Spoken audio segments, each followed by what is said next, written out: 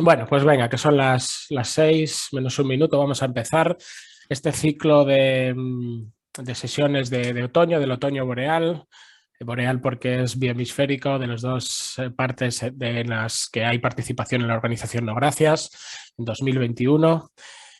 Un ciclo en el que nos proponemos dar unas visiones pues un poco acorde con la misión y valores de la plataforma. Y la verdad es que tenemos una inauguración impresionante, porque tenemos un ponente impresionante de gran trayectoria y de prestigio, pues muy acreditado, al doctor Javier Rey, cardiólogo de inicio de formación, luego médico inspector de la Seguridad Social, y después ha ocupado distintas atribuciones en el Ministerio de Sanidad.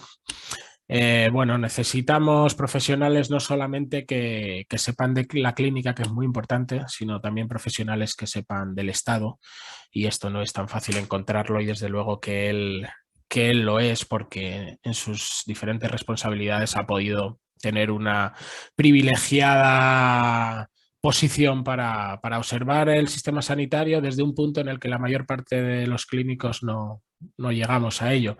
Creo que él es una persona en el que se conjuga la clínica de inicio, la gestión, cuestiones en relación con el derecho, con las leyes, cuestiones en relación con la organización del Estado, con el sistema administrativo, lo cual es muy importante para la toma de decisiones. Bueno, cuestiones presupuestarias, económicas. Creo que él, la visión que va a dar acerca de las cuestiones que va a plantear es muy rica, muy interesante, y desde luego que es un privilegio, un orgullo y un honor tenerle esta tarde aquí y comenzar con él este ciclo de sesiones. Está trabajando, con lo que os he comentado, junto a otros compañeros y compañeras en un documento para intentar redefinir un poco las bases legales o los principios generales que inspiraron la fundación del sistema sanitario, y entroncarlo ahora con los desafíos que tenemos, pues desafíos en cuestión a la materia presupuestaria, cómo se realiza la adopción de toma de decisiones, a la cuestión fundamental que se ha puesto de relevancia con la pandemia entre el Estado unitario y el Estado federal, cómo se va a realizar esa descentralización, en qué condiciones, de qué manera, qué cosas hay buenas, qué cosas hay malas. Y luego además todo esto va a trufarlo un poco con el conocimiento que hemos podido adquirir en torno a la pandemia. O sea que yo creo que va a ser un enfoque y va a dar unas pinceladas realmente muy interesantes. Os agradecemos la asistencia. Os recordamos que la sesión será grabada, si no tenéis inconveniente, y posteriormente proyectada. Evidentemente cortaremos algunos, pues como los comentarios preliminares y tal, que no son tan constitutivos de la sesión. Evidentemente sí que os recomendamos que, si no estáis en el uso de la palabra, silenciemos el micro para no realizar interferencias con el ponente, y en principio nada más, porque no esperamos que haya una sobrecarga en la plataforma de visionado por el motivo por el cual hubiera que apagar la cámara, pero creemos que no va a ser necesario. Sin más, Javier, te agradecemos toda la dedicación, el tiempo, el esfuerzo, la energía por estar esta tarde con nosotros, y en el uso de la palabra quedas. Gracias. Bueno, Roberto, pues yo agradecerte la presentación que has hecho, por supuesto las cosas que has dicho de mí, que resumen una trayectoria apasionada por la sanidad pública desde hace muchos años, como traté de reflejarte en el currículum que te envié, y que empezó, en realidad no empezó con aquello, pero sí uno de los datos más importantes de aquellos, que fui miembro fundador, junto con otras muchas personas, de la Asociación para la Defensa de la Sanidad Pública en el año 80, y después pues ha ido evolucionando por muchos caminos que me han llevado hasta aquí. Momento en el que hace 3 años dejé mi actividad profesional, más que nada obligado, porque me sacaron del ministerio, como te contaba el otro día, porque se habían cumplido los 70 y había que abandonar el despacho, lo cual me costó un cierto problema que quizás alguno de vosotros comprendáis, especialmente de llevarme los papeles que tenía en el ministerio, donde llevaba cerca de 30 años o 30 y tantos años, llevármelos a casa y poderlos recoger ahí. Pero en fin, fuera de estos temas personales, pues lo que sí quería era agradeceros también a vosotros, que yo creo que sois un foro muy interesante de interés por la sanidad pública y por un aspecto concreto de la sanidad pública, relevante y que tenéis una influencia dentro del panorama profesional de este país de gran interés, por lo que para mí es un privilegio el que me hayáis pedido el que os diera mi visión de las cosas en relación con la pandemia. Y bueno, con la esperanza además de que a raíz de estos contactos, una de las cosas que más me parece que son importantes en este momento es que grupos distintos que pueden tener enfoques distintos acerca de la realidad sanitaria española puedan confluir en el futuro en una propuesta común, porque no hay manera, si cada uno nos preocupamos de un trocito solo de la sanidad, esto no hay que lo arregle, según cómo van las cosas. Y me parece que tenemos que llegar a propuestas de carácter más general, que en el documento ese que hemos elaborado pues un grupo de gentes, entre los que está Carlos Ponte, entre los que está Pedro Sabando, Juan Simó, en fin, una serie de personas bien conocidas de distintos ámbitos de la atención primaria o de la política sanitaria, como es el caso de Pedro Sabando, pues concretamos en la necesidad de abordar los resultados o la situación que hay después de la pandemia con la elaboración de una ley general de sanidad. Porque lo que tenemos, si siguen así las estructuras, si siguen así los contactos, los desarrollos, las políticas sanitarias cambiantes a medida que van cambiando los gobiernos, pues el sistema creemos que corre grave riesgo de desintegrarse y es uno de los elementos más preciados que tenemos del estado de bienestar en España y creemos que eso no se debe permitir. ¿Y cómo hacerlo? Pues nos parece que la manera de hacerlo es a través de una ley, lo que, como os digo, voy a tratar de justificar a lo largo de esta tarde, de la manera más breve posible.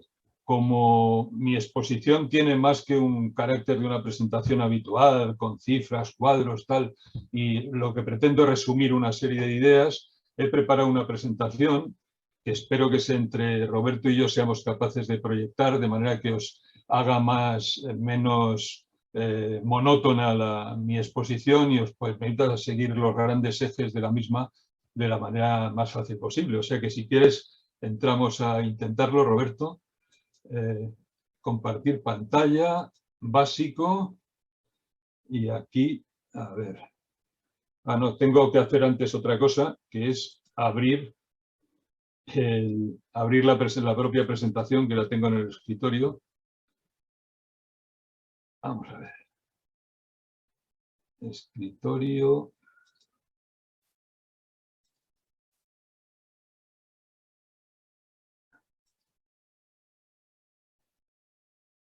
De momento parece que vamos bien. El otro día, cuando lo preparábamos, nos costó un poquito, pero espero que hoy no haya problema ninguno.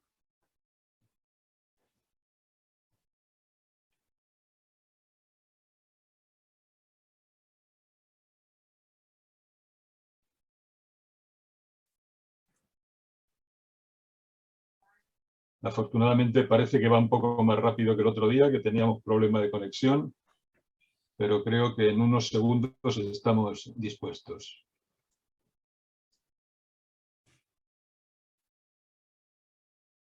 ¿Me podéis confirmar? Porque yo ahora os he perdido de la pantalla y aunque tengo dos abiertas no consigo veros a vosotros, pero ¿me podéis confirmar si se ve? De momento no.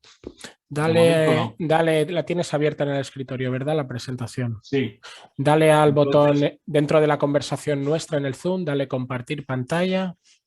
Sí, para lo cual, a ver... Sí, vete a la barra de tareas y selecciona dentro de la cámara azul aquella ventana en la que contiene la conversación. Efectivamente. Venga, dale compartir pantalla. Y ahora debería abrirse aquí lo de básico. Básico, eso es. Y ahora hazle clic donde te pone algo así como la presentación abierta, algún icono que tú puedas identificar que pertenece a esa presentación. Tendría que estar aquí abierta porque la tengo ya abierta. Mira a ver, cuando has dado a compartir pantalla y te sale esa ventana, intenta identificar dentro de básico un icono en el que te ponga presentación PowerPoint. Eso es lo que estoy haciendo, lo que pasa es que no me sale. ¿No te sale? Vamos a ver si... Pues prueba... Espera un segundo, voy a abrirla porque la tengo abierta, voy a abrirla en forma de presentación, a ver si aparece. ¿Os aparece ahora o no? No, de momento no. Mira, ¿la tienes abierta en el ordenador, en otra ventana? La tengo abierta en otra ventana. Vale. Sí, sí. Vale, pues ahora en el botón compartir pantalla, dale otra vez a compartir pantalla.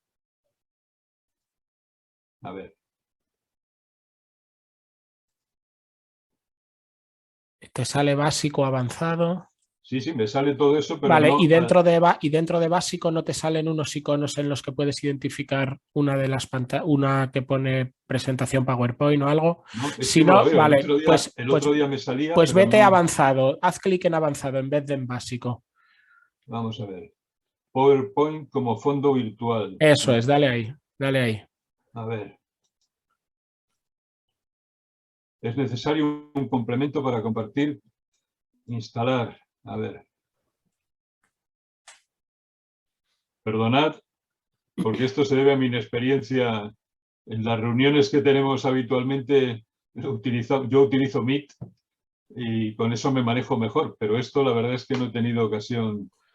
¿Te sale ahí en básico o en avanzado un icono en el que pone No, tu ahora se presentación? me ha Vale, ido. no te preocupes, voy a intentar compartírtela yo, ¿vale? Sí.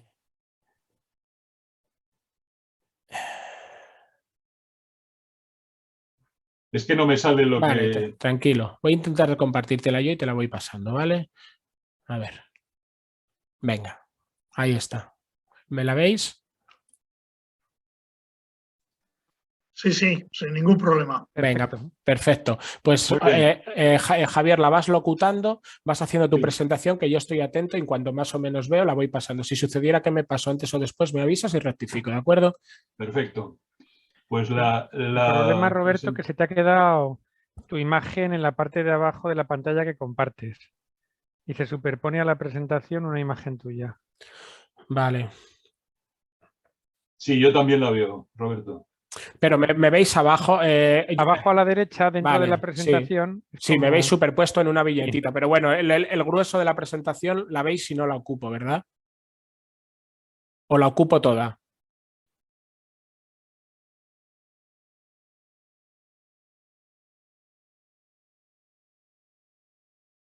¿Me oís? Roberto, Sí, sí, ahora. voy a ver Bueno, si puedo. Yo no la puedo pasar así, claro. vale, vete locutando, la voy pasando y ya intento yo un poco arreglar esto, a ver.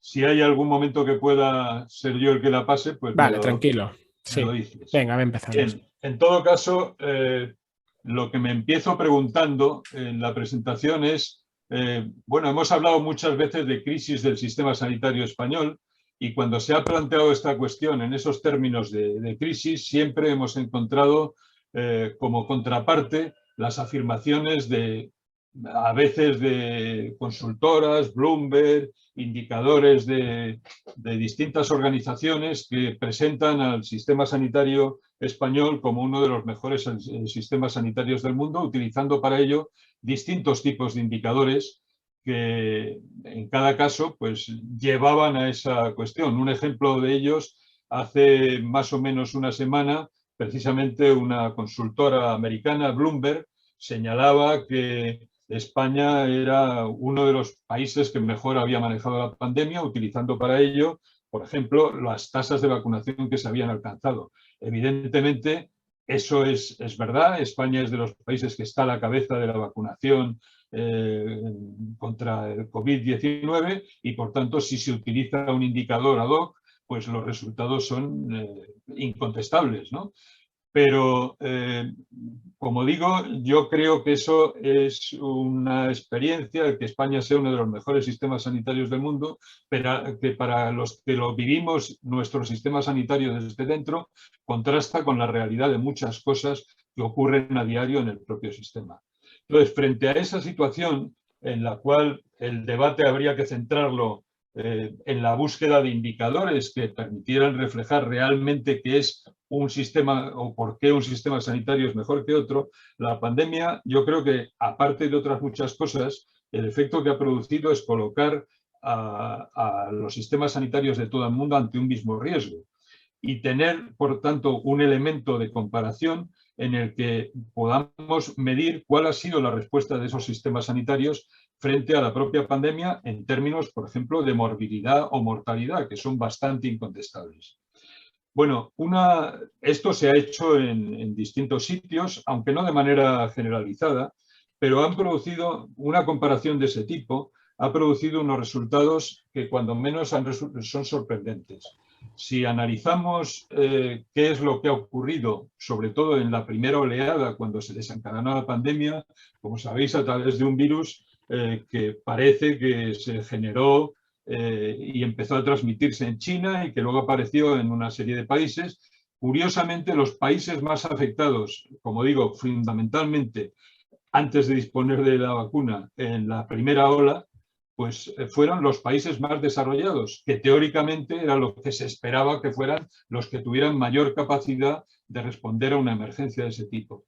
Esto, a los que estamos haciendo el trabajo al que me refería al principio, al inicio de la presentación, nos llamó la atención y tratamos de enfocar nuestro trabajo en el sentido de valorar cuáles eran las razones que habían podido llevar a que fueran los países más desarrollados en términos económicos, los países dotados además en general, y salvo los Estados Unidos, que ha sido gravemente afectado por la pandemia y lo sigue siendo, cuáles eran las razones que podían llevar a que estos países hubieran sido los que tenían peores resultados frente a la pandemia. Y eso nos llevó a obtener una serie de respuestas y de valoraciones de los propios sistemas. Si pasamos a la diapositiva siguiente, Roberto. Estamos en la diapositiva 3. Estamos en la siguiente. Lo primero que pudimos observar es que las primeras razones que podían atribuirse a o que podían darse para ese resultado eran las políticas que podían desarrollarse en una situación de conocimiento del virus y de instrumentos para afrontarlo, para tratarlo o para prevenirlo mediante una vacuna, que estaban reducidos a las políticas tradicionales que han sido tradicionales de aislamiento, de reducción de la movilidad, del contacto social. Eran los únicos elementos disponibles para utilizar la pandemia. Y estos elementos tienen unas características muy peculiares. Este tipo de medidas, que han sido efectivas a lo largo de la historia y que no son muy distintas de las que disponíamos para afrontar epidemias en otras épocas históricas, pues siempre han sido medidas que no tenían la relación causa-efectividad en su aplicación que caracterizan por ejemplo, a los medios de tratamiento farmacológico, de los cuales lo que se espera es, en relación con una dosis del medicamento, pues un resultado determinado de solución o no del problema, siempre que el medicamento sea efectivo. Es decir, se trata de medidas de carácter no homogéneo y no hay un patrón científico único de aplicación de estas medidas. El aislamiento se puede aplicar, las medidas de aislamiento, en mayor o menor grado. Se puede restringir de mayor o menor manera el contacto entre las personas, la movilidad, etcétera, etcétera, ¿no? Esto caracterizó desde el principio, dos tipos de países. Países que las aplicaron de manera muy rígida, que fueron fundamentalmente países cercanos a China, del sureste asiático, Australia, Nueva Zelanda y pocos más, pero fundamentalmente los que rodeaban a China, que aplicaron estas medidas de manera rigurosa y, por otro lado, complementadas con mecanismos de detección precoz de los nuevos casos que evitaban, mediante rastreadores, control de cualquiera que empezara a tener síntomas, y que facilitaban trataban de evitar los contagios. Bueno, estas políticas han sido muy eficaces hasta hace muy poco tiempo, por razones que luego podemos discutir, durante las primeras fases de la pandemia, y son las políticas que se han llamado de mitigación, de eliminación o COVID-0, que seguro que todos habéis podido seguir en algunas publicaciones que se han hecho en distintos medios. Y estas políticas se caracterizaban, como digo, por medidas más rigurosas de tipo social, de aislamiento, de restricción del contacto social, compaginadas y complementadas con la detección precoz de casos y aislamiento de esos casos mediante sistemas que en último término dependían no tanto de la eficacia de los tratamientos que se podían aplicar como de las posibilidades de evitar los contactos de personas que pudieran contagiarlo. Porque se añadía otra característica de este virus distinto, por ejemplo, al virus de la gripe, y es la facilidad del contagio del virus del COVID-19 por personas asintomáticas. Esto es un dato que desde el principio de la pandemia, al principio de la pandemia era desconocido, pero que llevó probablemente, o fue una de las causas principales de que aquellos países que no aplicaban estas políticas de detección precoz y de aislamiento precoz de los casos llevaran a unos resultados mucho peores, tanto en términos de morbilidad, de contagios, como de mortalidad, y que llevaron al colapso de la mayor parte, a la grave amenaza de que se colapsaran los sistemas sanitarios de muchos de los países desarrollados y en particular de aquellas unidades en las que se podían aplicar mecanismos de tratamiento específicos, no específicos, porque no eran específicos, pero de tratamiento de los casos más graves, ¿no? Y por otra parte, otra característica de estas políticas es que evidentemente son políticas que condicionan las relaciones económicas en todos los países en que se han aplicado. Con lo cual, se planteó desde el principio el enfrentamiento entre la economía o los sectores económicos de esos países y las recomendaciones sanitarias para la aplicación de este tipo de medidas. Creo que podría añadir que, bueno, hay distintos estudios publicados, por ejemplo, el Lancet publicó varios trabajos en este sentido, en comparar los resultados en términos de morbilidad y mortalidad de aquellos países que aplicaban las políticas más rigurosas con los mejores resultados en esos términos de morbilidad y mortalidad. Pero esta causa no fue causa suficiente, o no es causa suficiente, en mi opinión, para determinar unos resultados tan distintos como los que se han producido en otros países y que llevan a que después de 5 oleadas, incluso cuando la pandemia se está extendiendo en los países, por ejemplo, en los países del sudeste asiático, la India, que al principio no estaba muy afectada, ha sufrido un brote epidémico muy importante con elevación de tasas de mortalidad y, por supuesto, el número de contagios. Australia ha tenido problemas últimamente, Nueva Zelanda 3/4 de lo mismo. Bueno, solo ese tipo de medidas no explicaban las diferencias en el tratamiento, sino que se añadieron otra serie, o la pandemia ha puesto de relieve una serie de problemas estructurales comunes en muchos de estos países. El primero de ellos, y que yo creo que hay que destacar como un resultado de la pandemia, son las limitaciones de todo tipo, presupuestarias, los problemas organizativos y teóricos de los servicios de salud pública y vigilancia epidemiológica en los países más desarrollados. Si se compara analizando el gasto sanitario de todos estos países, ninguno de los países más desarrollados, sea el Reino Unido, Alemania, Francia o los Estados Unidos, tiene un porcentaje de su gasto sanitario dedicado a la salud pública superior al 10%. Es muy raro. Luego os diré que en España ocurre 3/4 de lo mismo. Pero además de eso se planteaban problemas organizativos. La pandemia ha puesto en cuestión el desarrollo incluso de aquellos países que pensábamos que estaban dotados de sistemas o de servicios de salud pública o de servicios de vigilancia epidemiológica más desarrollados. Por ejemplo, en los Estados Unidos en este momento es motivo de polémica, y esta misma mañana recibí un libro que a algunos de los, a lo mejor os interesa, bueno, no lo vais a poder ver, me parece, pero un libro escrito por un Scott Gottlieb, que fue antiguo director de la FDA, que se llama Difusión incontrolada y que pone en cuestión el funcionamiento de los CDC americanos, que habían sufrido modificaciones, restricciones presupuestarias que habían llevado, por ejemplo, a que toda la red periférica que tenían, no en su propio país solo, sino en otros países, para detectar la difusión de pandemias y tal, hubieran sido restringidas en los últimos años.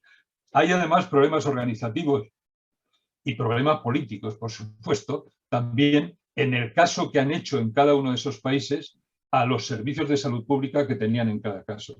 Y a eso se le añadían incluso consideraciones teóricas respecto al valor de la salud pública frente a las especialidades, a las superespecialidades médicas. La salud pública que venía funcionando desde hace mucho tiempo y eran los mecanismos que permitían el control de la pandemia, de las pandemias que las ha habido a lo largo del siglo pasado mediante mecanismos que no disponían de medios de tratamiento específicos. Sin embargo, pues han ido perdiendo prestigio frente a las especialidades médicas, frente al desarrollo de los medicamentos o todo el desarrollo tecnológico. Y esto quizás, bueno, es la primera cuestión a resaltar. Si hay que reformar en todas partes, uno de los objetivos fundamentales de los servicios sanitarios de todos los países, también de los más desarrollados, es el desarrollar los servicios de salud pública de una manera distinta a como lo están ahora, lo cual tiene consecuencias de todo tipo, también desde el punto de vista formativo, de dotar de prestigio a esas especialidades distinto al que tienen en este momento, y cosa que en España yo creo que entendemos muy bien. Hablar de epidemiólogos en España pues es casi ponerse a llorar, ¿no? Porque lo que nos hemos hecho ha sido cargar todos los servicios que había en ese sentido, pero es un aspecto al que iré luego. Además de esas limitaciones presupuestarias, otra cosa muy evidente ha sido que en todos los países se han puesto de manifiesto las carencias derivadas de la producción propia de todos los equipos de protección sanitaria individual y de tratamiento sintomático de los pacientes más afectados, por ejemplo, los respiradores.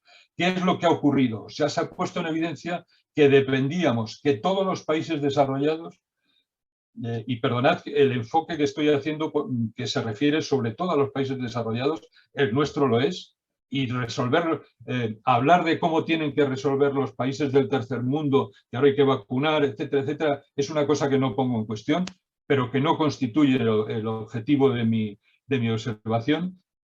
Bueno, todos estos países desarrollados han venido confiando tanto la fabricación de los instrumentos más banales, desde las mascarillas hasta los trajes de protección, etcétera. Dependemos de países del tercer mundo y fundamentalmente del sudeste asiático. Y lo mismo ha pasado con los respiradores. Hubo una crisis que seguro que recordáis, porque la vivimos también en España, en el que eso provocó una competencia salvaje en los mercados, donde todos ellos se dirigieron por la vía de aumentar los precios y con las consecuencias que eso tuvo, para captar tanto unos como otro tipo de instrumentos necesarios para afrontar una pandemia que se transmitía de una manera muy concreta a través de aerosoles, por vía respiratoria, etcétera. Y para resolver también los problemas de tratamiento de los pacientes que llegaban en situación más grave. 3/4 de lo mismo pasaba con las camas de UCI. Esto es un problema que, bueno, además planteó de qué manera se podría resolver. Crear muchas camas de UCI para una situación concreta de pandemia es algo económicamente insostenible. Y esto a lo que llevó fue a, si pasamos a la diapositiva siguiente, Roberto, a que me salto aquí, bueno,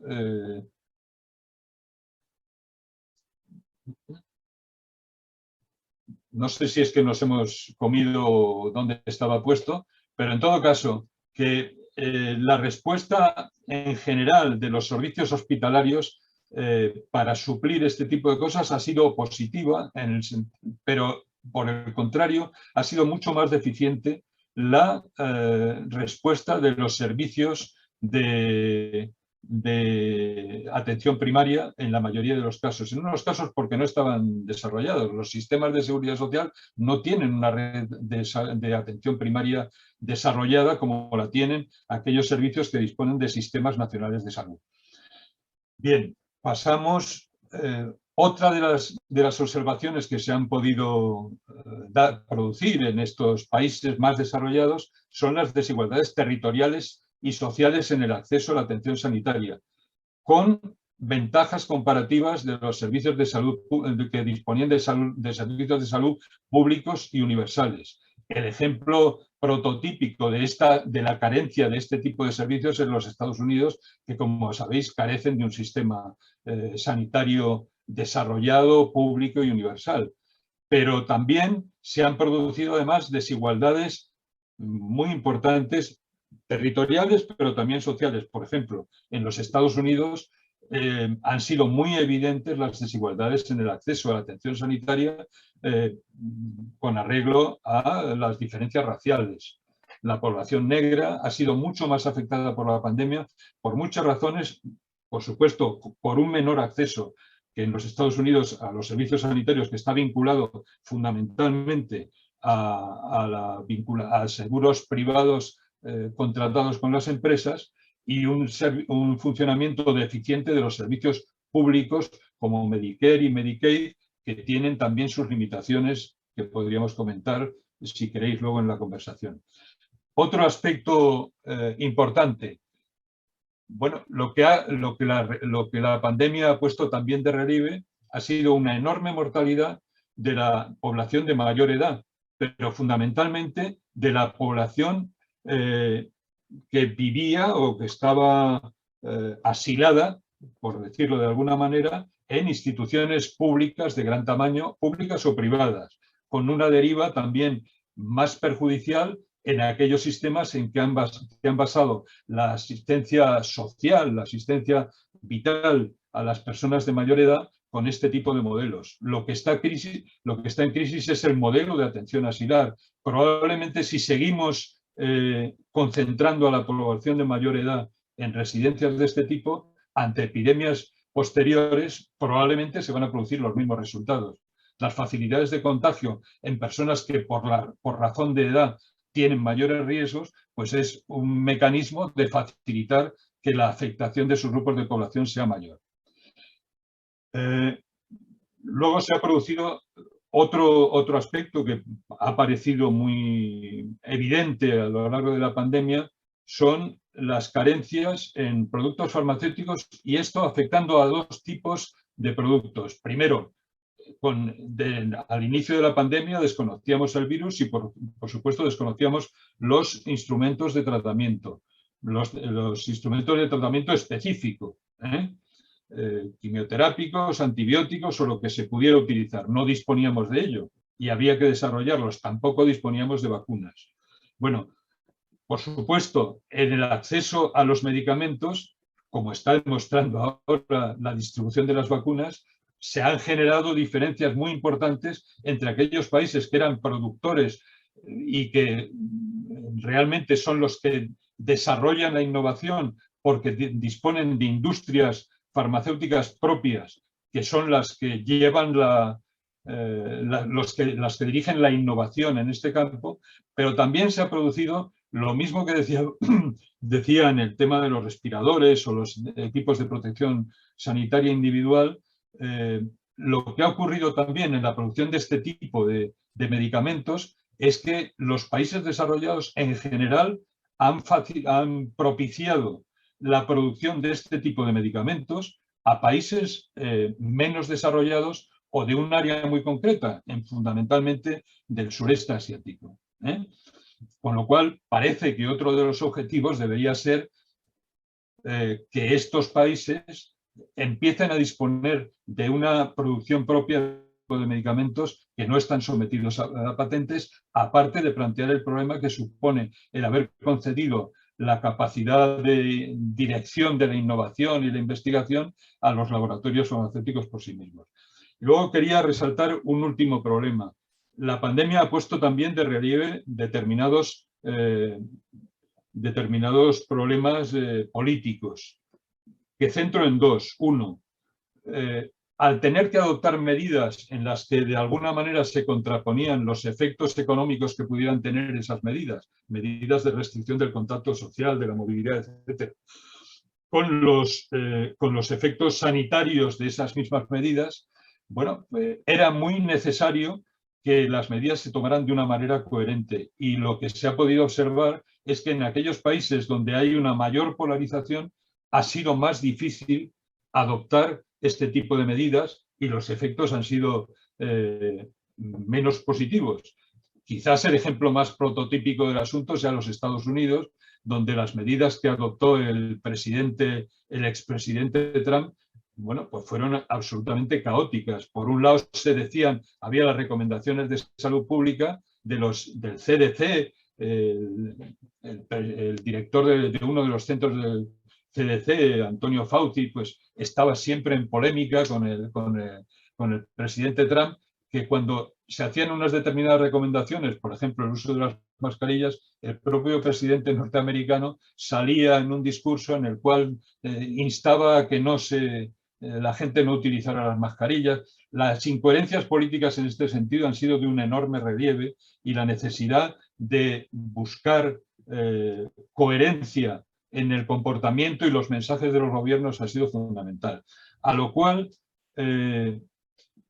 también aporta una diferencia la que hay entre lo que se ha producido en los estados unitarios, donde había un único órgano de gobierno, que en los estados que se llaman compuestos, que tienen distintos niveles de gobierno.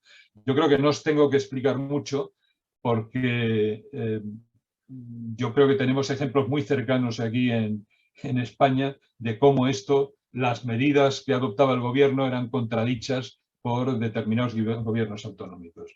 Pero por pasar ya a esto que era una visión general del problema, creo que podemos centrarnos. España es un país desarrollado. Bueno, en relación con lo que se ha visto en otros países, ¿cómo nos hemos comportado nosotros? Pues, en primer lugar, respecto a la primera de las razones que os decía, es decir, las medidas que podían servir para intentar controlar la pandemia tenían sus propias contradicciones internas. Bueno, ¿cómo se han aplicado en España? Pues en primer lugar, quizás lo que hubiera que observar es que el curso temporal de las medidas en España ha sido enormemente contradictorio. Pasamos de una declaración de un estado de alarma por parte del gobierno que fue retardada respecto a lo que ocurrió en otros países, y aquí hay que subrayar la importancia que tuvo en su momento para el que las medidas se adoptaran con mayor o menor celeridad, de manera que la diferencia en días, y no digo ya en semanas, en la adopción de las medidas tuvo, al menos y sobre todo durante la primera oleada, tuvo unas consecuencias catastróficas en términos de aumento de los contagios y del número de mortalidad. Eso hace que en España, incluso después de 5 oleadas, y aunque estas han sido mucho más suaves en España, las últimas, que en otros países, España se sigue encontrando a la cabeza o en los primeros lugares por niveles de mortalidad, y de mortalidad no esperada, de mortalidad por encima de la que era esperable comparada con la de otros años, respecto a otros muchos países desarrollados y no desarrollados, incluso aunque estos últimos están siendo ahora los más afectados. Este tipo de medidas, por otra parte, centraron la polémica, no las medidas sanitarias, sino las medidas de aislamiento y reducción del contacto social, las medidas de salud pública, son las que han centrado la polémica realmente en España respecto al desarrollo de la pandemia. Y todo ello ha generado una desconfianza en las actuaciones del gobierno. Yo creo que el caos informativo que esto generó provocó en grandes grupos de población. La gente no entendía por qué se decía por parte del gobierno unas cosas y por parte del gobierno de gobiernos autonómicos otras, y no se sabía muy bien si a eso le añadimos además la discusión de los problemas de las medidas ante los tribunales, pues yo creo que es evidente que todo esto lo que ha provocado ha sido una desconfianza por parte de la población en las medidas que se estaban adoptando.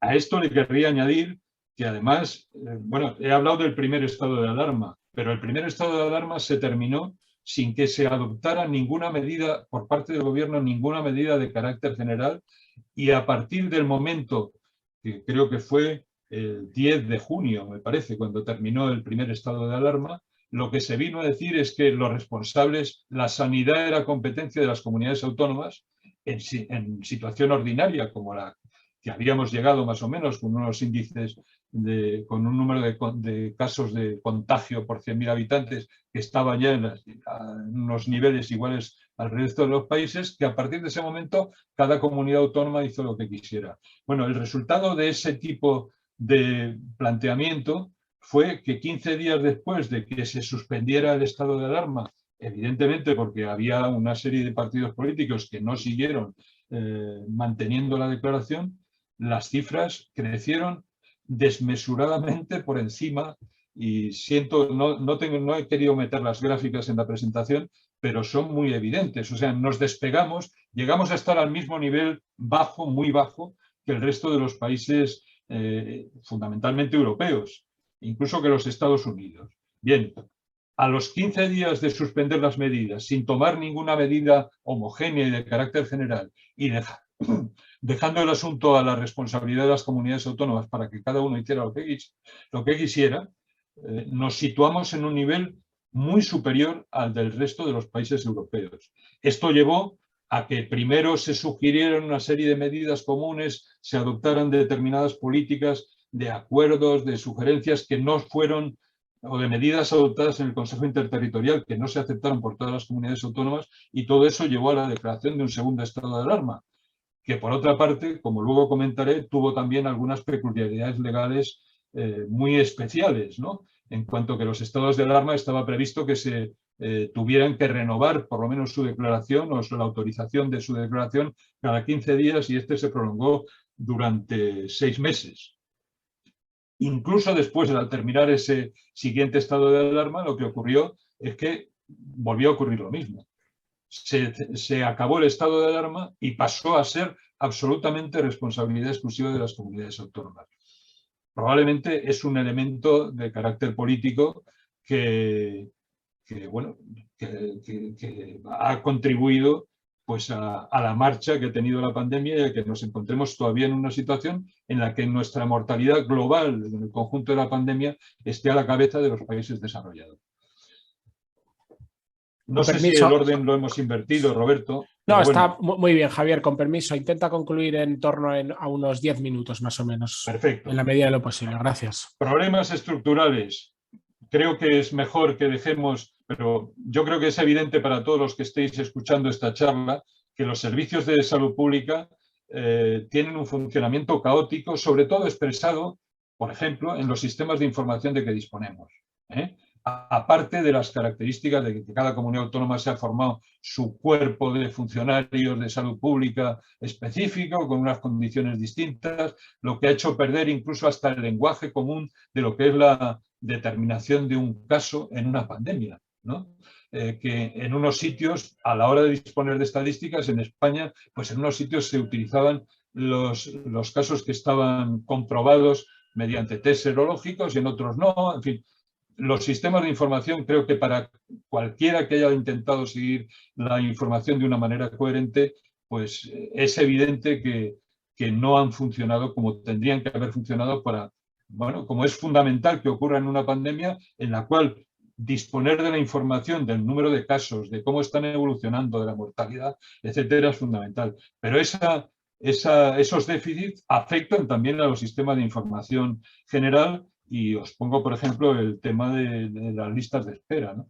Que teóricamente hay un sistema de información sobre listas de espera, pero que en realidad no proporciona instrumentos de ninguna manera para ver de qué manera hay que resolver las listas de espera y cuáles son las razones de que las listas de espera son distintas en distintas comunidades autónomas.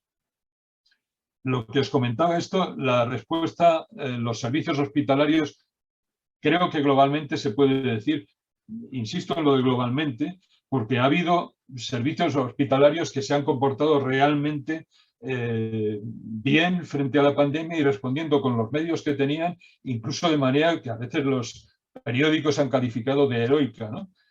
Y que, en cambio, la atención primaria, que ha sido afectada por una sobrecarga de trabajo absolutamente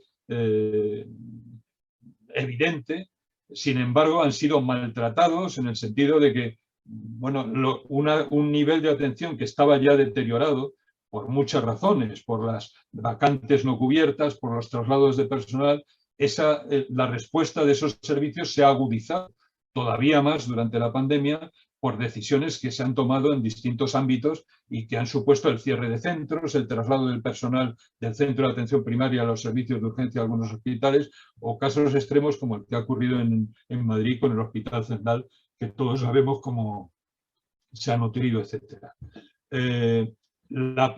Todo esto, por supuesto, ha puesto también unas políticas de personal contradictorias en las que se ha puesto muy de manifiesto la diferencia entre la consideración de aquellos que disponen de plaza en propiedad frente a las situaciones de temporalidad, que es un problema crónico del sistema que se tuvo ya, que dio lugar pues, a una OPE en el año 2002, si no recuerdo más, que tardó 8 años en resolverse y que han llevado a que en este momento haya pues, casi entre un 30 y un 40% de la población sanitaria, vamos, de los profesionales sanitarios que estén en situaciones de temporalidad que rompen las posibilidades de un funcionamiento normal de los servicios.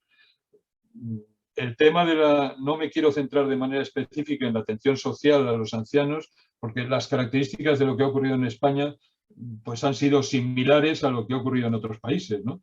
Mal relación con la asistencia sanitaria, que debería haber sido cubierta fundamentalmente desde la atención primaria, pero además decisiones contradictorias en cuanto al traslado de pacientes a los hospitales, etc. Cosa que también ha venido facilitada por una peculiaridad española, que es en concreto la falta de camas intermedias, o sea, de cuidados sociosanitarios, lo que en otros países se llaman las nursing homes y este tipo de cosas, ¿no? que son de cuidados intermedios y que en España no existen prácticamente, ¿no? Disponemos de una red muy escasa en ese sentido. En cuanto a las políticas farmacéuticas, los problemas para la disponibilidad de distintos tipos de medicamentos, genéricos y biosimilares, ha sido igual que se ha producido en otros países, y esto debería llevar a que analizáramos cuál es la situación de la industria de este tipo, a la vez que analizamos cuál es la situación en relación con la innovación. España no tiene una industria innovadora propia y creo que otro de los problemas de los que se ha puesto de relieve durante la pandemia son las carencias del sistema de investigación en España, que afecta a dos tipos de cosas. Una, disponer de centros públicos de investigación, que en este momento los más importantes son los que están creados en el Instituto Carlos III, pero que depende de un ministerio distinto. Y, por el contrario, disponemos de mucha cantidad de dinero y numerosísimos, somos el país que más ensayos clínicos lleva a cabo en su propia red hospitalaria, con un escasísimo control de lo que se realiza centro por centro, y que pone de alguna manera la red de investigación al servicio de los intereses de la industria farmacéutica, que desarrolla aquellos ensayos que le parecen interesantes para obtener la autorización de los medicamentos, pero de los cuales con muchísima frecuencia, y esto hay estadísticas publicadas durante la pandemia, no son publicadas en los medios convencionales, no son públicos los resultados de la investigación, en especial cuando los resultados no son aquellos que esperarían los propios laboratorios promotores. Respecto a las desigualdades en el acceso a los servicios sanitarios, creo que hay dos problemas fundamentales. Uno, el mantenimiento de la protección diferencial de las mutualidades de funcionarios. Esto es un problema crónico y que no resuelve ningún partido cuando asume el gobierno, y podemos luego discutir por qué. Y en segundo lugar, se ha producido de una manera muy clara en España la ruptura de lo que es la universalidad territorial, es decir, cualquier ciudadano español debería tener derecho a ser asistido en las mismas condiciones que el resto de los funcionarios, perdón, de cualquier ciudadano residente en la misma comunidad autónoma y en cualquier territorio. Esto en este momento, como han demostrado tantas cosas, por ejemplo, el acceso a las recetas, que hasta hace muy poquito tiempo ha sido un problema crónico en una comunidad autónoma distinta cuando un paciente se desplaza de una a otra. Pero también la propia utilización de los medios de cada comunidad autónoma para el servicio de los ciudadanos de otras comunidades autónomas. En otros países, por ejemplo en Italia, se han establecido modelos en los cuales o bien se desplazaban los pacientes o bien se desplazaban los medios necesarios. Y aquí carecemos absolutamente de mecanismos de este tipo. Bien, ¿por qué se han producido estos problemas en España durante la pandemia? Pues, y voy a hacerlo, me has pedido, Roberto, que terminara en 10 minutos y la verdad es que estoy viendo que la presentación es demasiado larga o quería meter demasiadas cosas para poder resolverlas en el corto plazo de tiempo del que disponemos, pero casi voy a pasar leyendo aquello que estáis viendo en la presentación. Por un lado, quisiera resaltar eso. En las bases constitucionales de la protección sanitaria en España se refirieron a dos cuestiones distintas. Por un lado, se produjo la universalización legal de la protección sanitaria, que era solo accesible a la población que estaba cubierta por la Seguridad Social, pero que a partir de la propia Constitución, conforme a lo que dice el artículo 43, debía ser universal para todos los ciudadanos españoles y por el hecho de serlo. Y por otro lado, para organizar esta protección sanitaria, que la propia Constitución decía que era universal, la Constitución previó la descentralización diferenciada de los servicios de salud pública y de la asistencia sanitaria. Creo que no se ve en la pantalla, pero está contemplada en otro artículo diferente, que es el artículo 149.1.17, porque la asistencia sanitaria hasta la Constitución dependía del sistema de seguridad social. Y eso no lo rompió la propia Constitución, sino que se hizo después. ¿Cómo se desarrolló legalmente esto? Pues hay también un desarrollo temporal contradictorio de esos principios. ¿Por qué razón? Pues teóricamente la ley que debía haber desarrollado la conjugación de estos dos principios, por un lado la sanidad universal, por otro lado la gestión descentralizada de los propios servicios sanitarios, se hizo en una ley que es del año 86, que cuando se hizo resulta que se había traspasado ya por completo la competencia de la salud pública bajo el título de sanidad e higiene a la totalidad de las comunidades autónomas. E incluso dos comunidades autónomas habían recibido el traspaso de la asistencia sanitaria, Cataluña en el 81 y Andalucía en el 84. Y por otra parte, la desproporción de la que hablaba al principio entre la importancia presupuestaria de la salud pública y de la asistencia sanitaria llevó a que el interés fundamental de las comunidades autónomas se planteara incluso en la ley sobre la base del interés económico del traspaso de la asistencia sanitaria. Y se organizó a partir del interés económico que tenía en este momento la asistencia sanitaria para el dinero que recibe en función de los criterios por los que se distribuye la financiación de la asistencia sanitaria, suponen alrededor del 40% del presupuesto de cualquier comunidad autónoma. Entonces, las comunidades autónomas, bueno, todo este desarrollo tuvo una finalización en el año 2001, cuando la financiación sanitaria se incluyó en el sistema de financiación autonómico general, con lo cual se perdieron todas las posibilidades de control de ese dinero destinado, y durante la pandemia además hemos tenido algunos ejemplos concretos. Sabéis que durante la pandemia se han distribuido como fondos destinados a mejorar la atención sanitaria durante la pandemia nada menos que 9.000 millones de euros.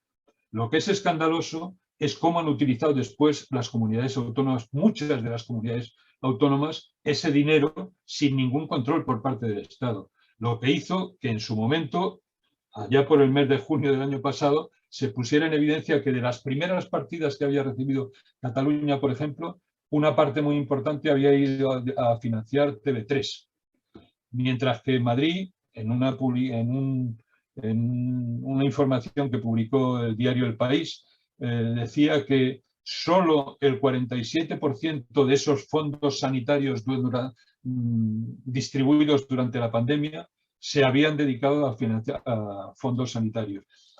Bueno, la cita era mucho más amplia, no me quiero meter más, pero la idea es esa. Es decir, no si lo que predomina en el traspaso y en el gobierno de la sanidad es el interés económico que tiene, y no hay ninguna posibilidad de controlar la utilización de los fondos económicos destinados a sanidad desde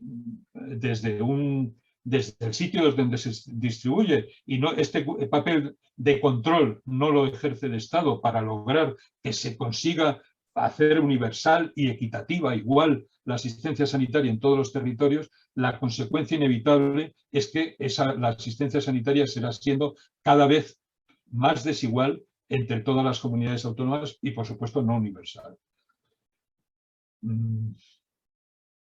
Además de estos problemas conceptuales, os ponía aquí una serie de problemas, bueno, esos problemas que os he contado, funcionales, estructurales, de desigualdad que se han puesto en manifiesto durante la pandemia, han tenido también una proyección estructural muy evidente, tanto en el Ministerio de Sanidad, en el cual ni siquiera sus propias competencias están ejercidas desde el Ministerio, sino que se han cedido a otra serie de organismos ministeriales. El INS es el que hace el reconocimiento del derecho a la protección sanitaria.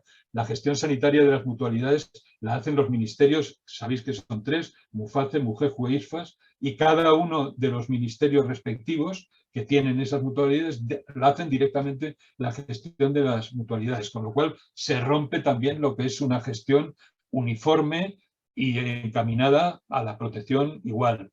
La financiación sanitaria se hace desde el Ministerio de Hacienda, pero sin ninguna posibilidad de control, o sea, con los medios, al estar metido en el sistema de financiación autonómica general, no hay posibilidad de ejercer el control de esos medios.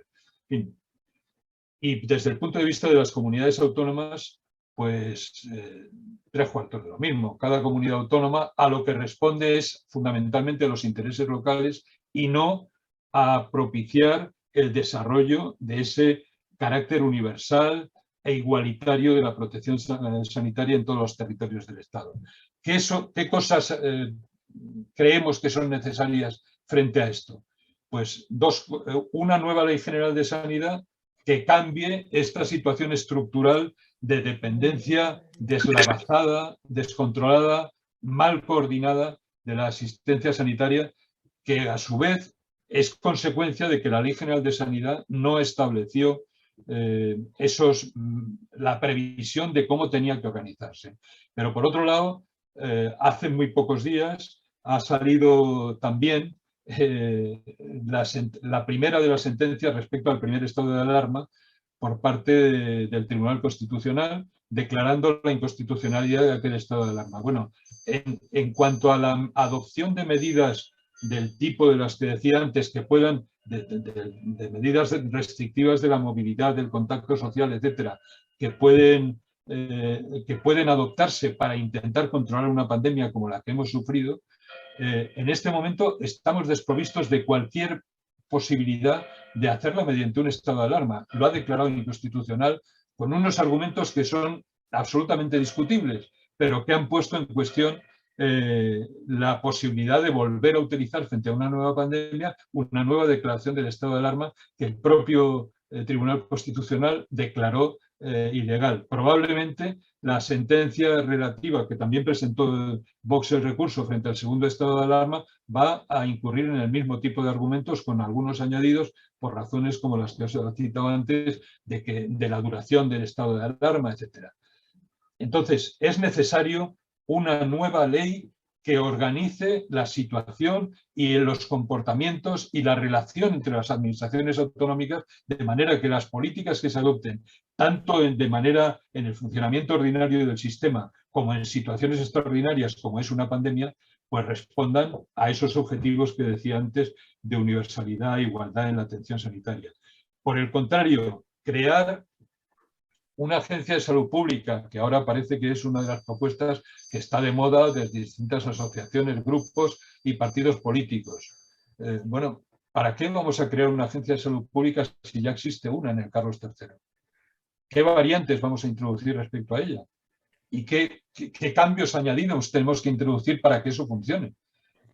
No discuto que sea necesario crear una entidad que tenga capacidad de dirección de las políticas de salud pública globales y de los mecanismos, de los sistemas de información de salud pública, de vigilancia epidemiológica y demás.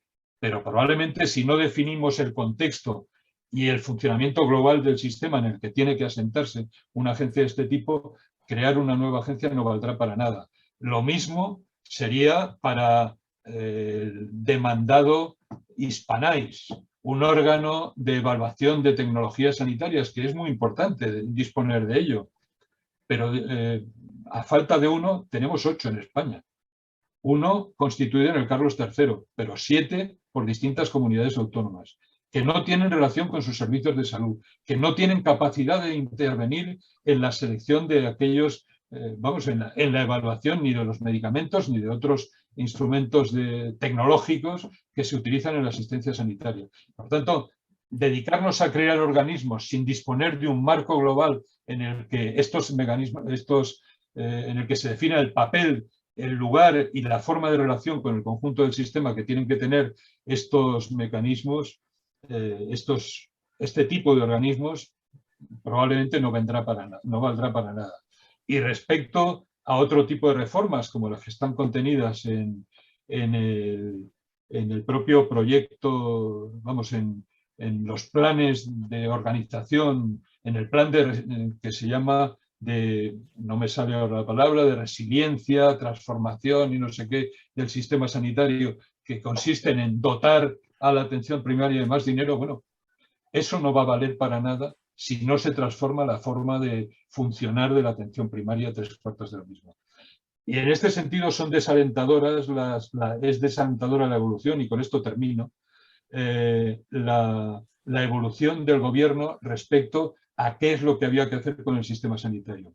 En el trabajo al que he aludido al principio que estamos haciendo, tenemos recogidas distintas afirmaciones del presidente del gobierno de cómo la pandemia debía ser, del presidente de este gobierno, de cómo la pandemia debía ser el motivo para analizar cómo estaba el sistema sanitario y qué transformaciones necesitaba. Bueno, todo eso ha ido, si se analiza, como hacemos de manera más precisa y pormenorizada en el informe ese, que espero que salga pronto, la posición del gobierno respecto a qué es lo que había que hacer, pues se verá que desde esa posición, de esa valoración global, de esa consideración global del funcionamiento del conjunto del sistema, hemos derivado en este tipo de propuestas que ahora son apoyadas no solo por organizaciones profesionales, grupos profesionales, sino por el propio gobierno, que los ha incluido en sus planes de funcionamiento, con un criterio que, en nuestra opinión, es reducir la importancia y, una vez más, subordinar o dejar las políticas sanitarias subordinadas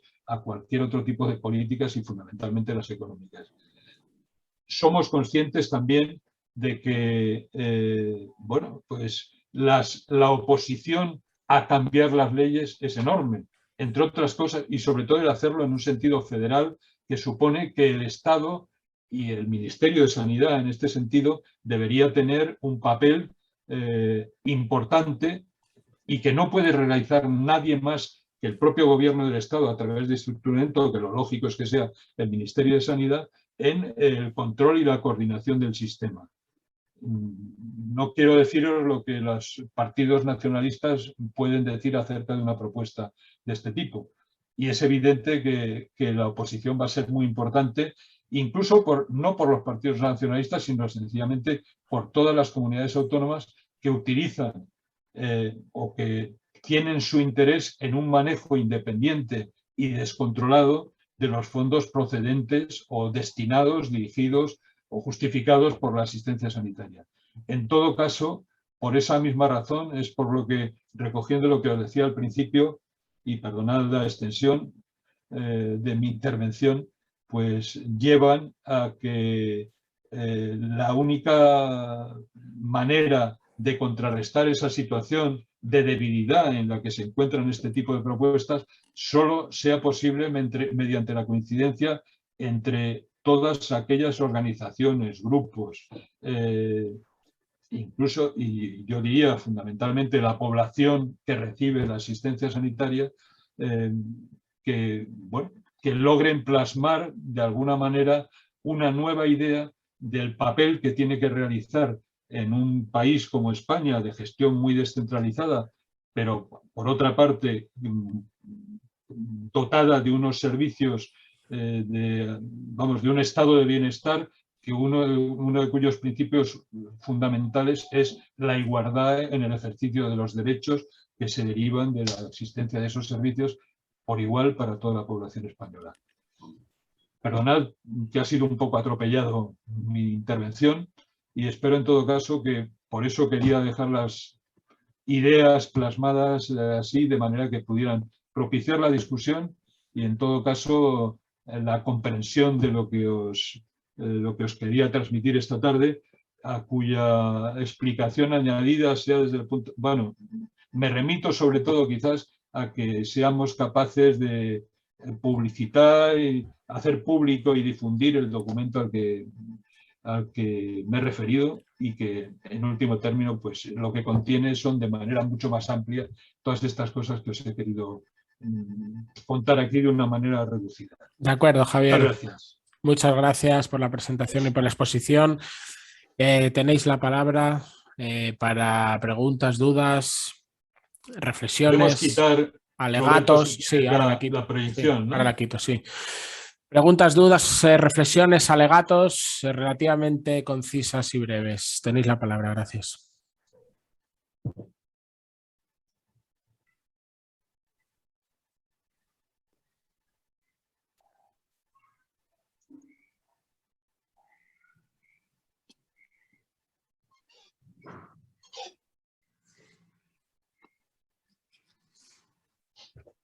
Sí, Juan, pides la palabra, sí, por favor. Bueno, gracias por la reflexión y el tiempo, Javier. Sugeriría cambiar en el lenguaje en conjunto la palabra control por la palabra transparencia. No me interesa tanto que el aparato del Estado controle las comunidades autónomas el destino del dinero. Me bastaría con transparencia. No tiene por qué ser el periódico El País o un diario o un periodista de investigación quien demuestre a dónde se ha destinado el dinero, los 9.000 millones destinados, sino sencillamente que fuera transparente, que cualquier ciudadano tuviera acceso directo al destino de esos fondos. De manera que yo en legislación o en lo que se esté pensando, más que la palabra control, sugeriría la palabra transparencia, que por cierto es una de las que se ha terminado de rematar con la pandemia. Y es imprescindible, sin transparencia no hay democracia. Querría saber tu opinión a ese respecto. Roberto, no sé si quieres que contestemos. Sí, por favor, sí. Lo único que brevemente, por favor, para que pueda haber más Yo intervenciones. estoy de acuerdo con que la transparencia es imprescindible, pero en un sistema que pretende lograr la igualdad, en mi opinión, o hay alguna manera de evitar que distintos centros adopten decisiones contradictorias, o no hay manera de disponer de un sistema que garantice niveles iguales de protección entre todo el mundo.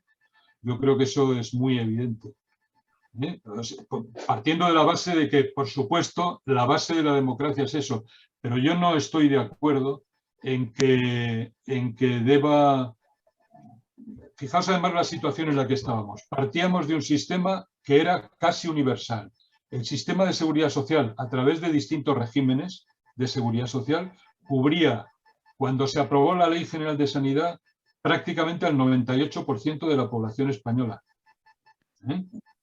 Es decir, era un sistema que se iba extendiendo por unas razones económicas, de disponibilidad de un sistema que gastaba poco en pensiones y pudo gastarlo en otras cosas, y se fue extendiendo progresivamente, pero cubría ya en unas condiciones relativamente igualitarias a toda la población española. ¿Qué es lo que hemos visto al producir la descentralización sanitaria? Pues que, empezando por los modelos de gestión, que han creado distintos problemas en numerosas comunidades autónomas, siguiendo por el desarrollo de la atención primaria. Yo no estoy por un sistema en el que una comunidad autónoma pueda no cubrir las vacantes de la atención primaria, o que tenga un sistema, pues eso, donde se mantenga en condiciones de temporalidad al 50% de la gente. Ese tipo de cosas, desde mi punto de vista, deberían ser controladas desde un sistema único. Hay algunos que han propuesto una agencia única del Sistema Nacional de Salud, en cuyo órgano de gobierno participaran todas las comunidades autónomas.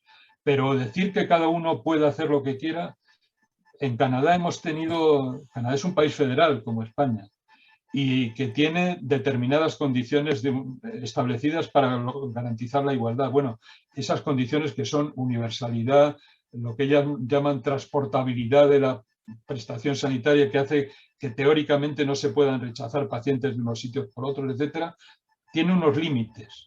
Y los límites se han visto durante la pandemia. Por ejemplo, sencillamente el acceso a las vacunas igual entre la población de distintos territorios ha sido imposible, porque tenían desarrollados unos instrumentos, una red de primaria, incluso allí han utilizado también las farmacias, por ejemplo, para distribuirlo, completamente diferentes. Y entonces eso ha hecho imposible aplicar unas mismas políticas de vacunación. Yo creo que en este sentido los servicios públicos sanitarios, una vez que están constituidos como en España, otra cosa es en sitios como Alemania, donde dependen de las cajas de seguro, las hay muy distintas y tal, pero en España, que disponemos de un sistema nacional de salud, creo que se debería hacer que el gobierno fuera del Sistema Nacional de Salud, en cuyo gobierno funcionan todas las comunidades autónomas, pero no que las preferencias locales, que unos, como decían al principio cuando se hacían los traspasos, que uno pueda preferir destinar más dinero a educación y otro a... Así no hay manera de tener un servicio público universal, en mi opinión. De acuerdo, más palabras, por favor. Joan Ramón, ¿qué tal? Sí, Joan Ramón, dinos tu visión de las cosas y también, evidentemente, de lo que tú quieras hablar, y si quieres también dar tu visión de este tema de la descentralización, por favor. Sí, buenas tardes a todos, Javier, muchas gracias. Me he equivocado de hora y he llegado tarde a tu presentación, pero tengo algunos comentarios, ¿no? Por ejemplo, cuando propones una ley general que sea de carácter federal, no sé, yo me pregunto si estás de coña, con todos los respetos, porque no veo nada federal en el panorama político español. Cuando tú hablas de partidos nacionalistas, supongo que te refieres a catalanes y vascos, pero para mí los partidos nacionalistas que hacen daño son el PSOE, el Partido Popular y Vox y Ciudadanos, que son partidos nacionalistas españoles. Es decir, que si entramos en este territorio podemos discutir mucho de cómo concebimos la convivencia de los pueblos de España, pero avanzaremos poco en hablar de cuestiones del sistema sanitario que nos atañen a todos, porque a pesar de todo, España es un Estado que tiene una regulación que es común a todas las comunidades autónomas. Me ha parecido realmente abusivo que se hable de equidad sanitaria, pero ¿cómo la podemos determinar? Es decir, cuando, por ejemplo, en Extremadura gastan por habitante un 40% más que en Cataluña, ¿esto está bien o está mal? ¿Hay que tener el gasto por habitante de Extremadura o el de Cataluña, donde el gobierno de la Generalitat hizo unos recortes salvajes en 2010, de los que no se ha recuperado el sistema sanitario, donde las mutuas privadas han aumentado en afiliación, donde la asociación de un 25 a 28% de la población con las mutuas privadas está produciendo una cantidad de iatrogenia y de trabajo innecesario y de actividad y de gasto innecesario en el sector público extraordinaria. Es decir, la gente se mira el colesterol 3 veces al año y cuántas cosas más que sabemos. Se hacen resonancias magnéticas por cualquier cosa. Y esto viene sobre todo del sector privado, ¿no? Entonces yo creo que más que buscar una orientación centralizadora, habría que buscar cuáles son los criterios que nos unen a todos para avanzar en algunas cuestiones. Y resumo, estamos todos de acuerdo en que un sistema sanitario debe ser universal. Y esto no se cumple en España desde que se creó. En segundo lugar, estamos todos de acuerdo en que hay muchos fallos y hay que profundizar en las cuestiones relativas a la gestión democrática del sistema de salud, que quiere decir básicamente transparencia, como decía Juan, y rendición de cuentas. Pero todo eso hay que concretarlo y concretarlo con propuestas políticas, por ejemplo, de transparencia en relación con los conflictos de intereses con las industrias suministradoras o con muchas otras cosas que no son solo relación con las industrias suministradoras. ¿O rendición de cuentas en qué? En mortalidad, en número de visitas, en reforzamiento de la atención primaria, etc. Y estamos de acuerdo en muchas cuestiones que sabemos que son parches de cara a la galería. Por ejemplo, aumentar el presupuesto de atención primaria a mí me aterroriza, porque cuantos más médicos haya, más medicamentos intoxicando a la gente habrá. Tercera causa de muerte, no es ninguna broma, los efectos indeseados por medicamentos. Y sobre eso, que estamos totalmente centralizados, no se hace nada y se vive en un mar de un mundo corrompido intelectualmente por los valores del mercado. Y eso no es un problema de las comunidades autónomas ni de la descentralización, es un problema de una ideología que domina el conjunto del Estado. Por cierto, no estoy de acuerdo en que confrontes comunidades autónomas con Estado, porque las comunidades autónomas son Estado.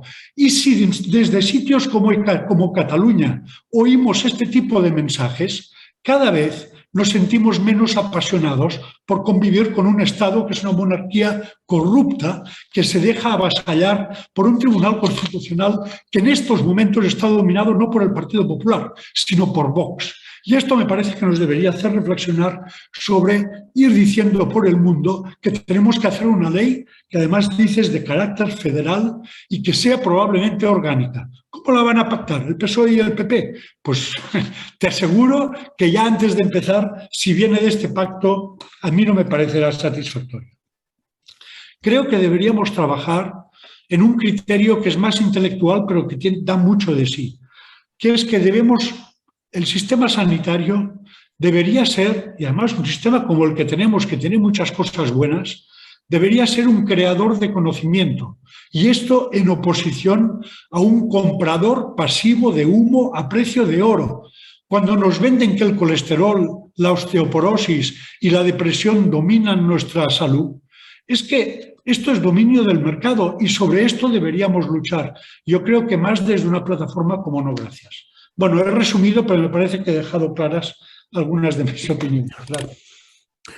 Yo meto una cuña antes de que responda Javier, y es que evidentemente el problema territorial en España es uno de los problemas que se intentó solamente apuntalar en el 78 con la Constitución y que se dejó de su desarrollo y su concreción al albur de los años, y eso no ha sucedido. Si bien en el sistema sanitario hubo un momento en el que hubo unos movimientos interesantes que fueron las transferencias, ahí no ha vuelto a pasar nada, y no solamente en el ámbito sanitario, sino en el ámbito político.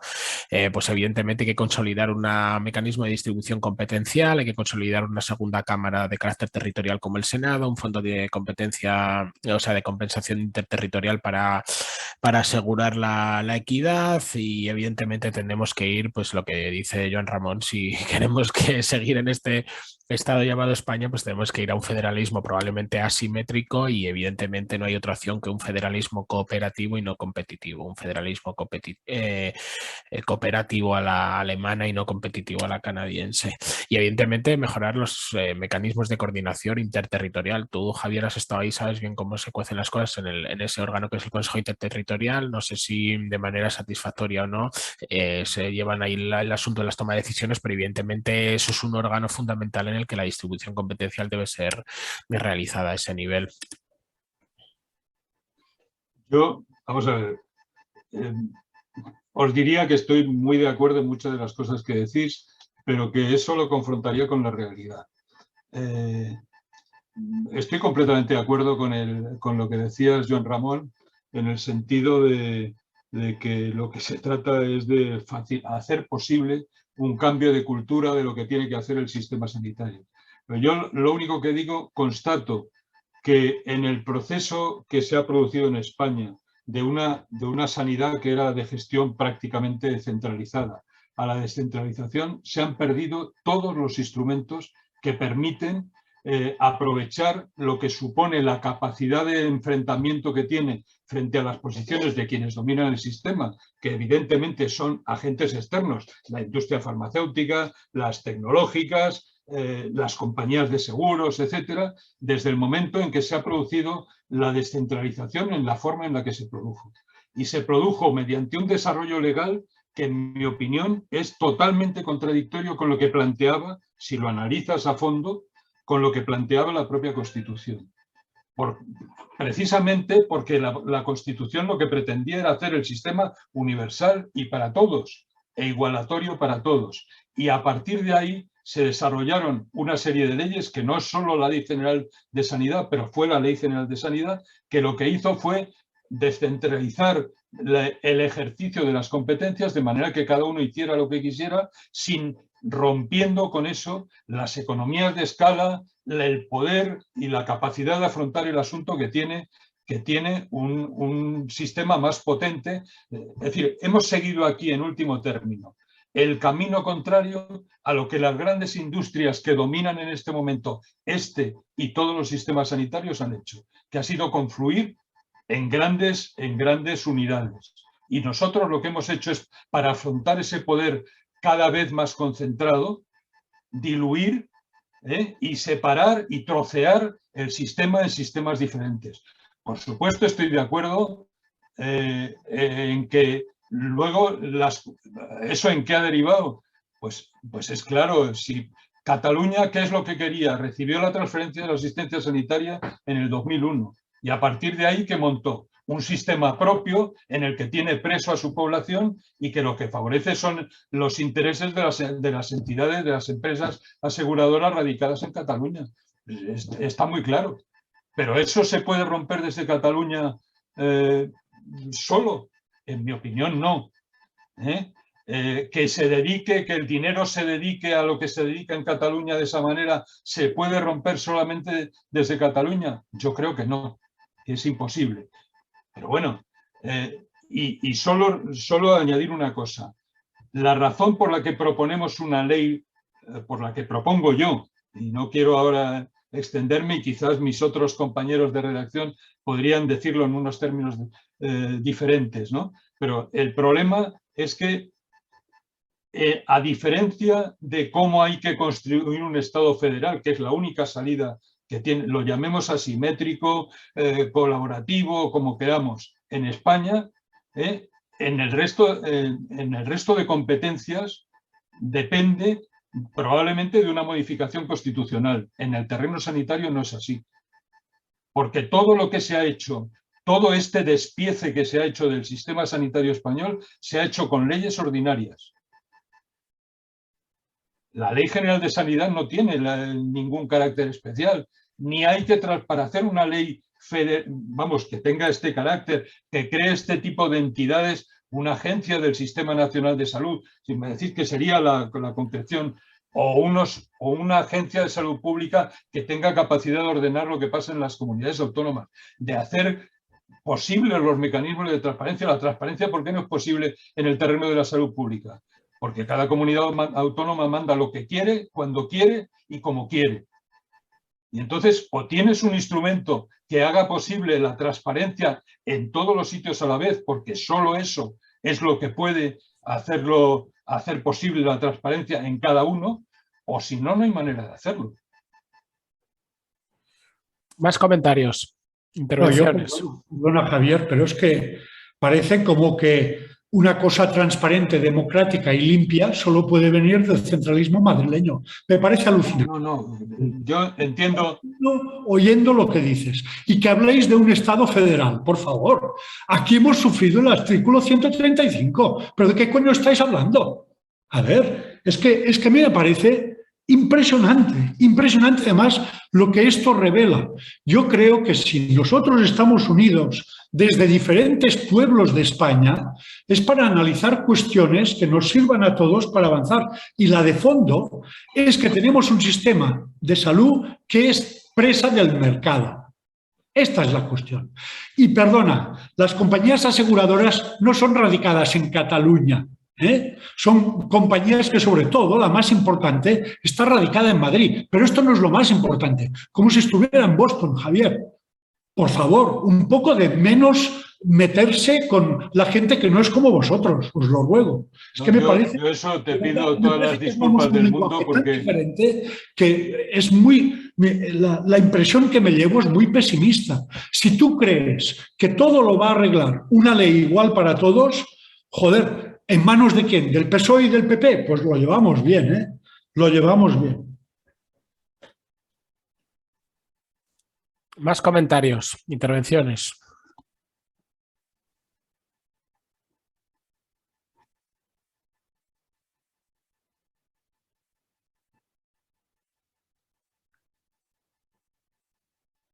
Carlos, no te oímos.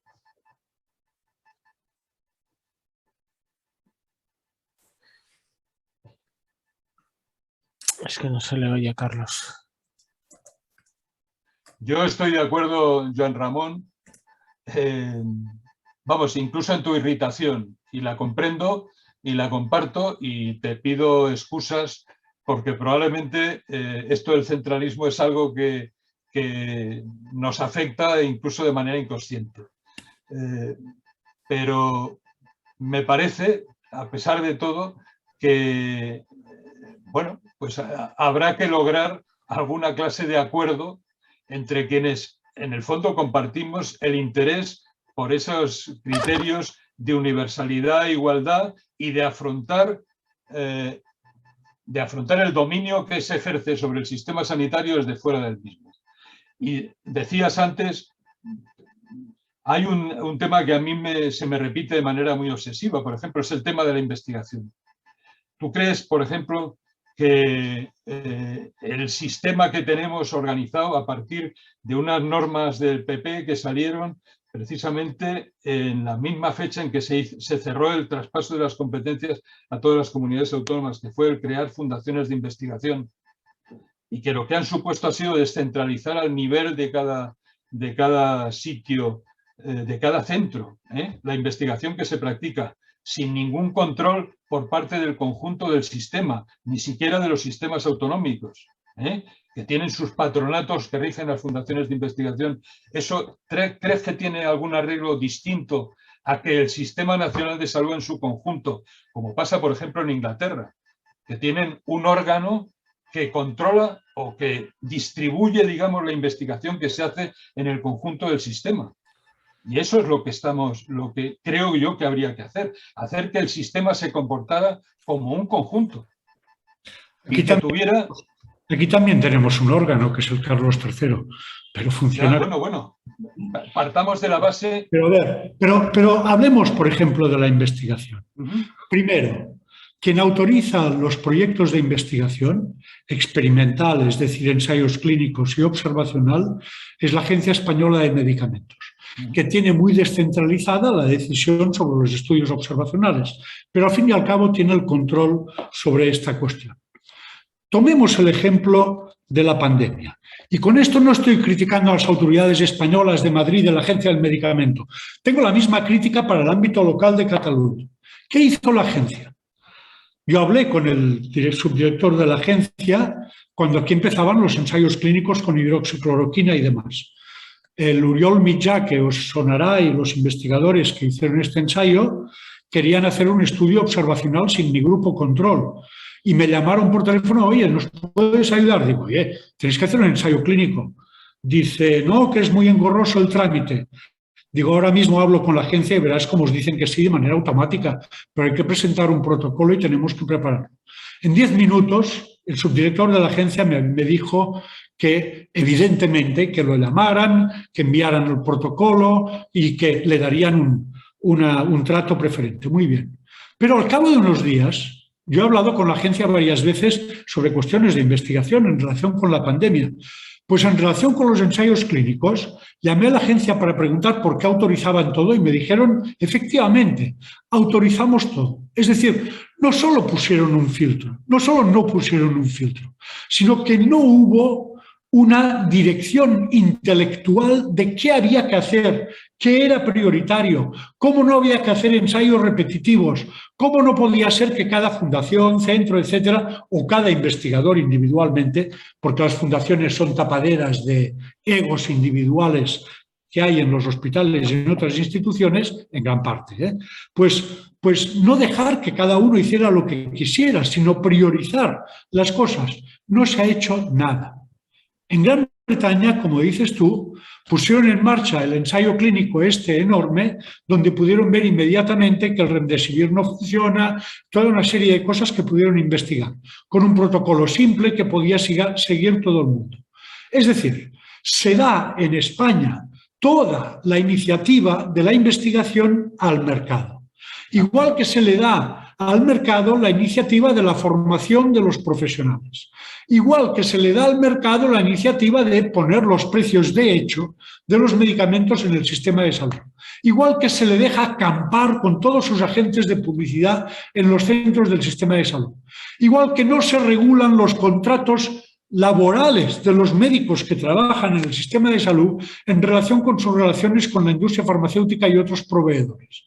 Esto sí que es común a todo el mundo y no necesita que vayamos predicando una ley que le tape a cada comunidad autónoma qué es lo que puede hacer, porque armas un guirigay político que no llegas a ninguna parte. Independientemente de cuán centralista se sienta cada uno. Yo dejo esto aparte para ir a buscar los problemas que, por ejemplo, la pandemia ha puesto de manifiesto tan claramente en materia de investigación. Se habla de una buena reacción de los hospitales, sí, en la oxigenoterapia y en otras cosas de enfermería. Pero bueno, en los primeros 3 meses y medio de la pandemia, un 85% de los hospitalizados por COVID recibieron hidroxicloroquina. Es alucinante, de verdad. Y nadie decía nada. Claro. La agencia no decía nada. Esto es Don Ramón, estoy absolutamente de acuerdo contigo.